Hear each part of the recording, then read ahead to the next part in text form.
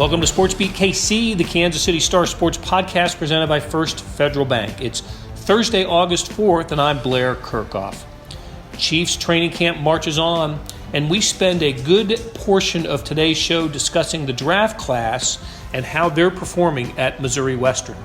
First-round picks Trent McDuffie and George Karlaftis to the trio of seventh-round selections, beat writers Herbie Teope and Jesse Newell, along with columnist Vahe Gregorian, speak to each one, and we provide an evaluation. I'd say most of the rookies are flashing above expectation, but there's one who seems to have fallen a little bit behind. After a break, you'll hear from linebacker Willie Gay Jr., who was his usual honest self at the podium today. Okay, let's get started. This show originated as a SportsBeat Live.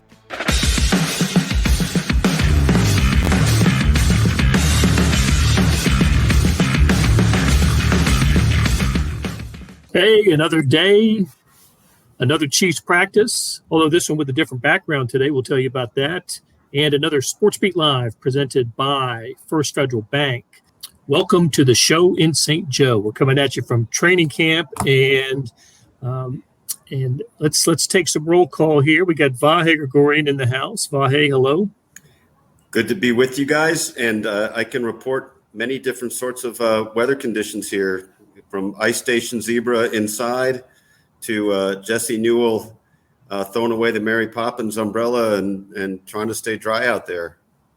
Jesse is not in the oven today. Let's make sure. Nope, there he is. Hey, Jesse. You can see Jesse. And he's comfortably seated on the patio, the back deck, and we'll check in from there again. I'm glaring at you from here, Blair. I came out here and there was no rain, and now it is dripping on my right shoulder. And there was lightning off that way, some way, and I'm sitting here at a metal table on a metal chair. So this is about as good of an idea as it was for me to stand on the sideline of the Chiefs practice today with Patrick Mahomes slinging 100-mile-an-hour shots toward the sideline, and me and you and Blair, Blair, you, everybody, Adam Teicher, who got hit by a Patrick Mahomes pass and now has a welt on his leg. So this is maybe my second best idea of this entire day. Well, I believe we might be seeing Jesse relocate here in a moment. And but as he said, and hello to Herbie, of course. Herbie, how you doing, buddy? Hey, I'm in Starbucks, so I'm happy. I'm nice. Hey, it's cool down here. I look at Jesse and I see the rain flying around him. It's nice and dry in here. Yeah, I think Jesse's. You see commitment is what you see, Herbie. You see commitment. No, I see a rookie mistake. That's what I see. This is veteran savvy.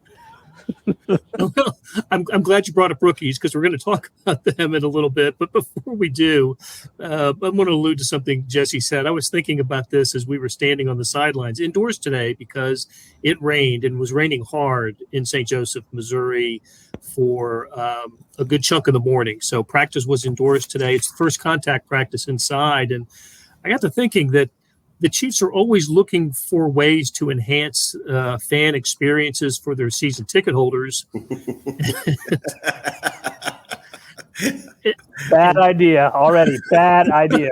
Whatever you're about to say, Blair, is a bad idea. Well, I'm just saying, if a few of them could have exchanged places with us today, they would have gotten as close to the action of a Chiefs practice as you can possibly be. I mean, without being on the field. But we were just a few feet off the field, and when the Chiefs were in a red zone offense, too often the action came toward us.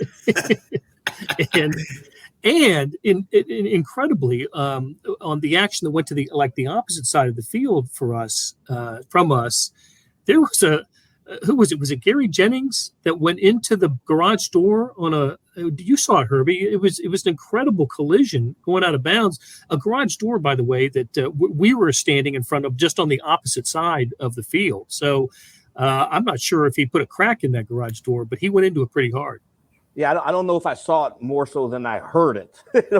From our vantage point, all you heard was a loud boom, and then everybody looks up and you see two players laying there, but they were okay.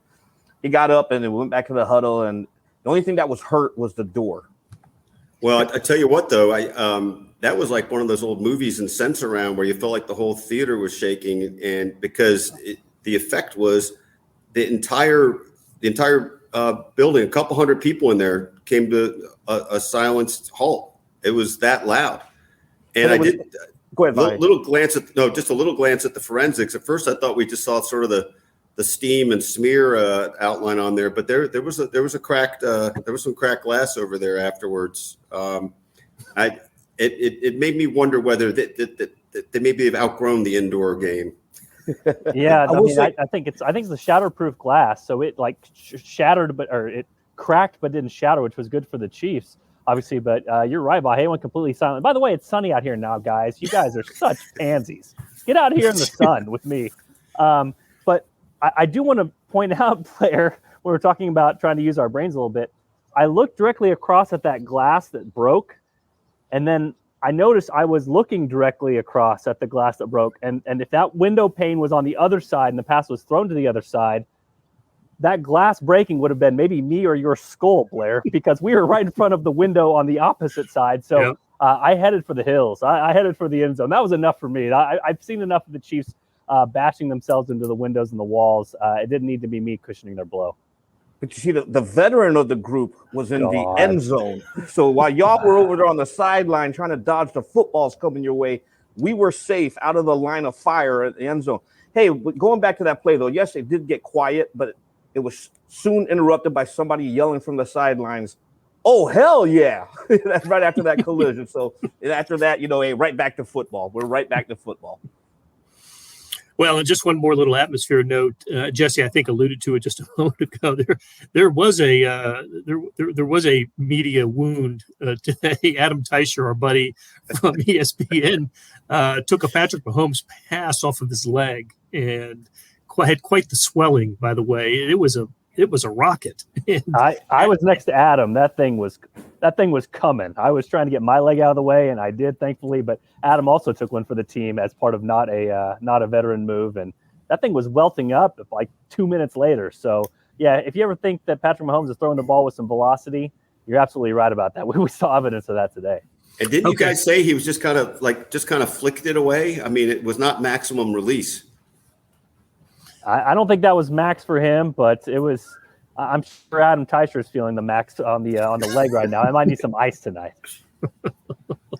Okay, so what did we see from the Chiefs? Something that didn't involve us. What was the best thing we saw, and the questionable thing? And I present that because in a moment we are going to talk about the rookie class and what we have seen from the 10 draft picks, basically, and what we've liked and what we wonder about going forward. But how about a highlight, Herbie, from you today? What was maybe the best thing you saw at practice? Yeah, one of the things that fans need to understand, first of all, is when the team moves indoors, our reporting guidelines tend to fall in line with what we see in OTA's mandatory minicamp. Because there's no fans out there, we cannot report what we see. A little different from being outside, but what we can report are like head-turning plays. Some of the things that stood out to me today, Noah Gray, the second-year tight end, he is quietly having a very solid training camp. I also liked what I saw to Michael Burton. Burton, their fullback, when you think of a West Coast offense, the fullback is a staple of the West Coast offense. And he had two really nice blocks during one-on-one drills. I loved how he just tossed aside Leo Chanel, their third-round draft pick, and really dominated that performance there. And then on a team drill, you had cornerback, defensive back, Chris Lamons trying to sneak in over there on the right side, and all you heard was and that was Michael Burton. I was like, my goodness, Burton brought the lunch pail today. So Sky Moore also had a pretty good practice, but the two that I just mentioned there off the top of my head, there really stood out. Can I just mention really quickly about Chris Lamons? I found it strange that he was holding the leg of one adversary as he was trying to run away, and it. I guess there was nobody to call the penalty, but I hope that's not a habit he gets in. It might be detected in the game. Like holding the leg, I'm not describing it very well, holding the leg up in the air. Like a wheelbarrow. Like a That's wheelbarrow. the best way to describe it. Yeah, there were no officials here today. So in some of the practices, they've worked with officials. That was not the case today when they went indoors. How about you, Jesse? Anything that really stood out to you today? Yeah, we're going to start the Jesse Newell Kansas City Star jinx, I think, because today I thought was by far Ronald Jones's best looks on some of the plays that he's had. He had a big run up the middle and got through and scored the touchdown. And It sort of makes sense. And Herbie always talks about getting the pads on, but a physical type runner like Ronald Jones making plays now, like in practice today, that does make some sense. And, right. I talked about the jinx or whatever you want to call it. A couple days ago, Isaiah Pacheco was getting a lot of first-team reps in those open practices we watched, and Ronald Jones was mostly relegated to the second team. We saw Ronald Jones back with the first team in some practices yesterday, and like I said, I thought today was the best he had looked, especially with going through some of their red zone drills that they were going through. And that makes sense. Again, he's a power runner. He's a guy that can get behind his pads and find some openings, one cut and go. And there was even that one play that he had that Andy Reid came all the way over and kind of slapped him on the butt and said, hey, not nice work. Good play with that. I think, we're going to be talking rookies here in a minute, but I think we saw Jalen Watson yesterday some with the ones, and this has been sort of the camp when we talk about Joshua Williams and the defensive back there. But that's something we got to start talking about, is that another draft pick that the Chiefs made that potentially is, we know that Rashad Fenton is out for now, but another cornerback is up there toward the top of the depth chart and looking pretty good out there. So, he had some good plays today, and then Leo Chanel is another, or Chanel, I should say. Leo Chanel is another one where we saw him some first-team reps at strong side linebacker yesterday. He seems to be coming along just fine, and once the pads have gone on, as we might have predicted, he's starting to make some big hits. So, those were the kind of things that stood out to me today. But to me, probably the player of the day I saw was just from some of the plays he made was Ronald Jones, including one cut. I remember I was next to you, Blair. We talked about that one cut and go, and he was through the hole, and that can definitely help the Chiefs, whether it's a home run ball or whether it is in the red zone where they're going to need some help. Okay, so let's dive into this and get into the rookie class. But hang on just a second. Let me write this down. Surprise cut list, number 1, Ronald Jones, because of Jesse Newell. Okay. Jinx reverse. Yes, we got this going. There you go. All right. Chiefs had 10 draft picks this year. And I have been just every day that we're out here, I get more impressed with the group as a whole, and am convinced that we are going to see a handful of them in starting roles, and a more than a handful, close to it's certainly a majority of them in the 2 deep. So maybe the best way to approach this is which way is the arrow pointing for them, and we'll just go right down the list. Maybe I'll just go. We'll just. Blair, this will be a good visual. We can all point up, side, or down. Yeah, I like that. Start it. I like that. And that'll work well when this becomes a podcast too, when there's no visual. That is perfect. Hey, perfect. So, Herbie, let's start with you, and let's start with the 2 first-round picks, McDuffie and Karlaftis. Nothing but good things from both of those players so far, from my perspective. Yeah, they looked the part. You spend 2 first-round draft picks on these guys, you're expecting them to contribute immediately. So these guys should be day 1 starters or day 1 contributors, just like you said, 2 deep. It'll be fascinating to see how that defensive end position works out once Carlos Dunlap shows up, because he's kind of like the wild card there. You have Frank Clark on one side. They use that first-round pick on Karlaftis, and, of course, logic says, well, he's your guy. But now all of a sudden you bring in a veteran who has almost 100 sacks on his career. Dunlap's going to work into that rotation as well. And so the Chiefs, over the last few years with Spagnuolo, don't mind rotating defensive ends, and they certainly had the depth there. Jesse Sky Moore is a product of the Tyreek Hill trade, right? He was in one of the positions that the Chiefs got in the draft because of the Tyreek Hill trade, and saw him returning some kicks today. Interesting for Sky Moore. Pretty positive reviews for him so far. Yeah, I'd say so. He had the hamstring issue that kept him out of most of the OTAs, and started to get back a little bit with the mandatory minicamp. But you hear from Patrick Mahomes, and you hear from the Chiefs coaching staff about how he's tried to catch up. I thought Mahomes said something interesting to us recently about how he's always kind of next to him in the quarterback room, and he's asking really good questions about, hey, this route is supposed to go here, but would you like it to go here, or would you want it to be this? So those are the kinds of things that, especially in the Chiefs offense with Patrick Mahomes, when I think they like to call it the blurry lines of the playbook, meaning, the route can say to do this line and then this line, but Patrick Mahomes sometimes wants you to do this or break it off or read the coverage and do this. And that chemistry is what has made him and Kelsey, Patrick Mahomes and Travis Kelsey, so successful. And it's also what helped him with Tyreek Hill. Those guys kind of read each other, and it's very hard to defend. So the fact that Sky Moore is doing that right now, asking those right questions, I think that's a positive sign. And when he's healthy, he looks really explosive out there, especially in some of those routes. So far we've seen from the slot, able to get open over the middle and catch. The question right now is, again, he had the hamstring earlier. He's had the hip injury. He's battled a little bit. I mean, just a little bit of hobble the last couple days, yesterday when he left practice, didn't come back, today, was in there for most of the plays and everything. So we'll see how that plays out. He's not the biggest of dudes, but he was pretty reliable in college to stay on the field. So we'll see that part of it. But as of right now, I think the Chiefs have to be really pleased with where Sky Moore is and potentially what he could look like when the season comes around. Yeah, I see him in the rotation of wide receivers, kind of like what McCole Hardman was last year and previous years for the Chiefs. He was a second-round pick. So was Brian Cook, the safety from Cincinnati. We've seen him when the Chiefs use three safeties in their nickel and in their junk defense. I think the Chiefs are pretty high on Brian Cook. Third-round pick, you mentioned Herbie, Leo Chanel. I think he's had an evolution here. I think he is. He's gotten better by the by the practice, and they seem to have just put a little more on his plate since over the last few days. Yeah, I tend to agree with that, and and unfortunately, we're not allowed to report who lines up where. But I guess I wouldn't be surprised if they decided to rotate a few people in with the ones, and maybe Chanel might have been in there. I can't say if he was. He was with the first team yesterday, Herbie. I can definitely report that. Well, yesterday, absolutely.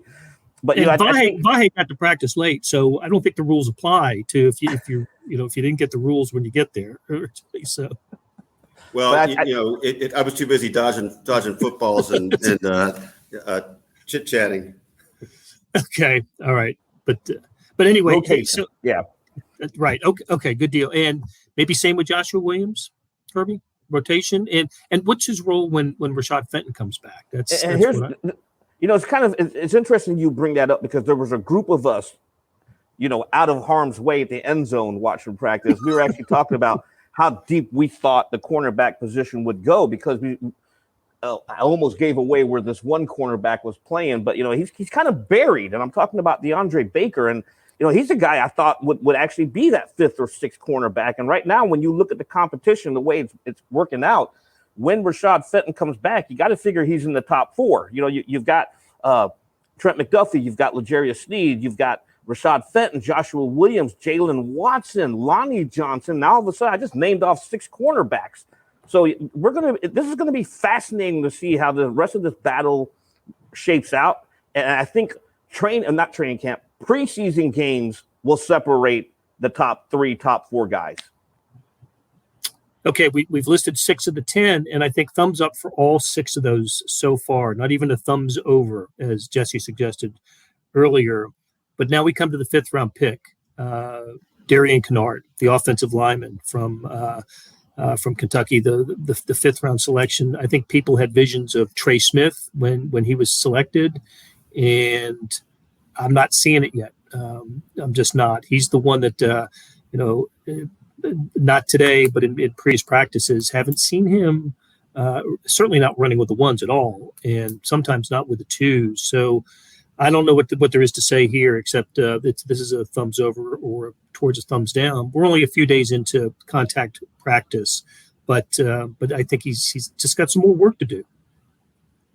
Yeah, there were some visions, Blair, and I can kick this to Vahe afterwards, but there were some visions from some people coming into the season that he could compete for right tackle because, again, the Chiefs made it look so easy last year with Creed Humphrey and Trey Smith. It's like those guys from the very beginning were first string, performed well, and then performed at like almost an all-pro level if you're talking about Creed Humphrey throughout the course of the season. We're just not seeing that with Darian Kennard yet. So, yeah, that'll be something to watch. Still time, obviously. I mean, not everybody hits the ground running immediately, but out of all the rookies we've listed so far, that's the one so far that I would say that has not taken maybe some of the steps the other guys have. And so this might be more of a project rather than an immediate contributor. And, an interesting point you made, Jesse, but just to add to it a little bit, I think we forget how incredibly exceptional the situations of Creed Humphrey and Trey Smith were. I mean, we might look at that as a model, but it is outside the norm. I mean, and so, if you think that through a little more, it's to me anyway, seems far more to be understood that this could be a while in the making for a rookie offensive lineman. I think I remember one of the redrafts that one of the NFL analysts did where both of those guys were in the first round if you did a redraft of the draft. So, I mean, the Chiefs found gold with both of those guys. That's not going to be a common occurrence every single year to pluck a 4 or 5 year starter out of that. But again, it does make you wonder if they have the magic elixir, and if so, if Kennard would be the next in line. And again, so far, early in training camp, Pat just came on, but we have not seen that development just yet. I think, let me chime in here real quick before we go on break, Blair. I think the biggest thing why they're not rushing Kennard right now is because they have a veteran. Last year, when you brought in Creed Humphrey and you brought in Trey Smith, they didn't have that veteran presence in front of them. I don't know if you want to count Austin Blythe as Creed Humphrey's top competition, but it was essentially his job to lose. Trey Smith was a guy who should have been a second or third round draft pick if not for the heart conditions. And the Chiefs, they found lightning in the bottle when he kept sliding down. But when I look at the right tackle right now, they signed Andrew Wiley. They brought him back on that 1 year deal before they drafted Kennard. So I think they're content to let him almost have a redshirt year, if that makes sense. I will say veterans, sometimes they take it easy. They sit at Starbucks. They stay out of the way of Patrick Mahomes footballs. But sometimes you need rookies to step in, be around lightning and rain and, do crazy things just to see if things work out. I'm just saying, Herbie, sometimes it's good to have some rookies in there. Keeps it fresh. Yeah, you could say that, I guess. I wouldn't, but you could say that. All right, let's call it halftime and hear from First Federal Bank. When I bought my first home, I was searching for listings and negotiating all on my own. Now I'm back in the housing market and I could not imagine doing that again. But then I found First Federal Bank of Kansas City's expert loan advisors at ffbkc.com. They were kind, knowledgeable, and available 24/7. My loan advisor answered my questions and helped me feel confident all the way through closing. I trust First Federal Bank because they understand banking is personal. Apply today for a home loan at ffbkc.com/homes. First Federal Bank of Kansas City. Member FDIC, Equal Housing Lender. Hey, this is Blair. There are several ways to access the Star Sports section. Let me tell you about a couple of them. There is Sports Pass. For $12.99 a month, you get unlimited digital access to all of the Star Sports content, including beat writing, columns, features, pretty much everything we write. The deal renews monthly until you tell us to cancel. For $159.99 a year, you get everything the Star has to offer digitally, including sports and the e-edition. Go to kansascity.com and drop down to the bottom of the page where it says Start a Subscription for more information. Your support has never been more important. As always, thanks for reading and listening. We are back on SportsBeat KC talking Chiefs from training camp with Jesse Newell, Vahe Gregorian, and Herbie Teope. Just wanted to shout out to Terry, to Jack, to Brian, Ivan, RJ. Thanks for checking in. And thanks for watching. Okay, guys, but let's finish up with kind of a quick thought on the final three. That's how big the draft class was. We couldn't get it all in the first half of the show that went so long anyway. Herbie, why don't you take Jalen Watson? What do we see? Again, we're talking about the cornerback position, which is so deep. I think if anything, Andy Reid said it best. He mentioned after practice there will be a competition there. A lot of this is going to be really depend on when Rashad Fenton returns. I think the longer he's out, the more we'll get a chance to see the Joshua Williams and the Jalen Watsons. You got to remember, back in the spring, General Manager Brett Veach said the target date for Rashad Fenton to come back was the start of camp. We're 2 weeks in now, and he's still on the PUP list. So the longer he's out, the better it works out for these rookies. Okay, and just while we're on it, the last pick they had in it, because there's someone else that I want to talk about, but the last pick was Nazir Johnson, the safety from Marshall. I just haven't, he hasn't popped much, but maybe I've missed it. I just haven't seen much of Johnson. Yeah, I tend to agree with you there as well. You're talking about a 7th round draft pick, and in the draft, when teams use that 7th round pick, they're looking at projects, somebody who could help out on special teams. And, maybe that's what they're eyeing for him. Okay. And finally, let's wrap it up with Isaiah Pacheco. Interesting cat. It was asked about it today. A couple of players weighed in on him. Andy Reid gets asked about him quite a bit. The running back from Rutgers. We've seen him in several practices be the first guy back taking kickoffs. But But Jesse, that running back position is pretty darn deep. Yeah, it is. And again, we just talked about Ronald Jones emerging lately, and potentially that shifts things around. And they already have a roster crunch when we're talking about, okay, they're going to keep 4 tight ends. Are they going to keep their fullback like they always do? And Herbie will tell you, we know that Andy Reid's going to keep his fullback. That's part of the West Coast offense. That's part of what he likes to do in short yardage situations. But we talked to Dave Teope yesterday, special teams coordinator. He said, Pacheco's returning kicks, man. And it makes sense. He's a bigger body. He's got speed, had tied for the fastest time of the combine as far as running backs go with speed. So it makes sense to put him back there, but he seems like a guy that's going to make the roster for that, if nothing else. We'll see how he factors into the running back mix, but right now it seems like a special teams lock and a guy that they really like. And there's a reason that Brett Veach before the draft talked about how he liked some of these 6th, 7th, and potentially 6th and 7th round running backs and guys that even go undrafted. They probably had Pacheco up there on their board and seem plenty happy to have him right now. He's gotten a lot of action so far in camp. Okay, we got to talk to 3 players today, as we usually do, and I thought I thought a couple of them were pretty darn interesting, but one that we're going to hear from right now, in fact, is Willie Gay, linebacker Willie Gay Jr., and when we come back, I want to get Vahe's impressions of what he heard today from Willie Gay, and again, interesting guy with some interesting thoughts here. Let's run it, Monty. You said you want to lead the league in interceptions among linebackers, yeah. Right? What gives you that confidence to make that goal? Because I know I can do it. Coming out of college, man, I was a guy I feel like was drafted because of my coverage ability. And, man, I feel like I dropped 4 of them last year, Cowboys, Broncos. I feel a couple other teams I can say. And I feel like, man, if I make those opportunities and, make the play, that's like 5-6 interceptions last year. So this year, man, I really can take it to the next level. I know that for a fact, so I'm definitely going to do that. How much of having to guard Travis Kelce in practice helps you play? Oh, man. You know what? That's a good question because Travis he's different. Tight ends don't run routes like Travis. He's patient, very slow routes, but they very efficient. So he'll make a move on you, man, and 10 seconds been passed by already, so you think the play over and he hits you with a up and out or something, but it definitely makes you better for the guys that you play against every week because, once again, nobody runs routes like Travis, nobody can throw the ball like Pat, so we get better over there, man. Good stuff, but I thought his best line is one that I didn't get to cut, and that was when he basically said his rookie season he was just a kind of a lost soul as a rookie.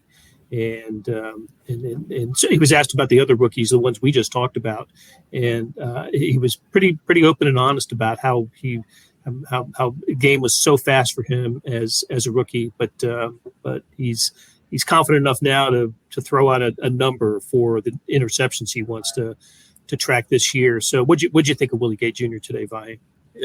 As ever, I really appreciated him. I think you hit the nail on the head when you said how I think candid and open he tends to be and speaks from the heart. Caught himself a little bit there after he called Travis Kelce slow and made a point of saying that he didn't really call him slow. I knew what he meant. But I think the very point you're hitting on with the way he spoke about how overwhelmed he was his rookie year, and even I can't remember the exact term he used, but even going as far as to say he didn't say I gave up, but it was a term in that realm, and he didn't.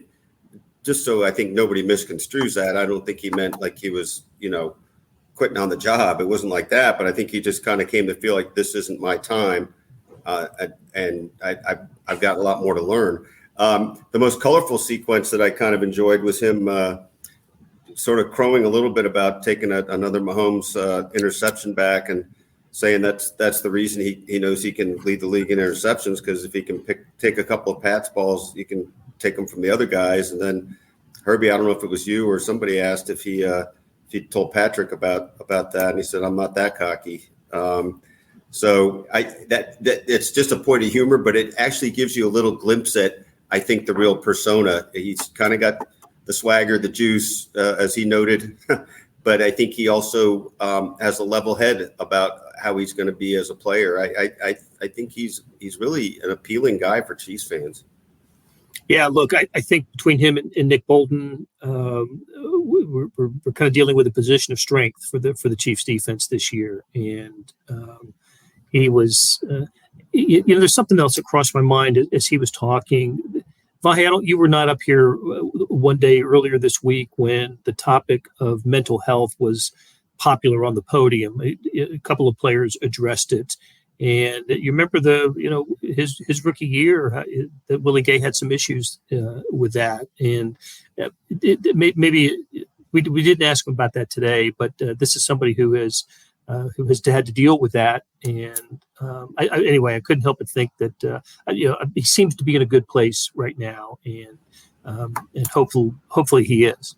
Yeah, I that's the sense I have too, and it's funny, the timing of that eludes me because there were a couple of different times at which he spoke about it, and I gather that he's in a better place, and I actually think he would be a really good guy to be able to sit down with and have a talk about it at some point if we could ever design that kind of access with him, because I think he realizes that he's also in a position to have a good influence in that realm. For sure. Okay. All right, guys. I think we could carry on for quite a long time as we can every day, but let's stop it here. I think the big thing is we don't have to get Jesse out of the oven. He seems very comfortable out there on the patio. I'm not moving because I think there's a bug that crawled down my back. So I don't want to know what it is. I might have a better rile him up. I'll come down and get it for you. We'll extract it carefully. All right, so for Jesse, who's got some little work ahead of him here, for Vahe and Herbie, for producer extraordinaire Monty Davis, thanks to First Federal for the sponsorship, and we will do this again tomorrow because the Chiefs are practicing again tomorrow. Good afternoon, everybody. That will do it for today. Thanks to our SportsBeat KC production staff of Randy Mason, Monty Davis, Jeff Rosen, and Chris Fickett. A salute to our sponsor, First Federal Bank. Their website is ffbkc.com. And a tip of the cap to Vahe Gregorian, Jesse Newell, and Herbie Teope for sharing their insights on the Chiefs. The Morning Sports Edition is the best sports page in America. Hey, check it out. Go to liveedition.kansascity.com to see what I mean. Thanks for listening, and we'll be back on Friday with another SportsBeat KC.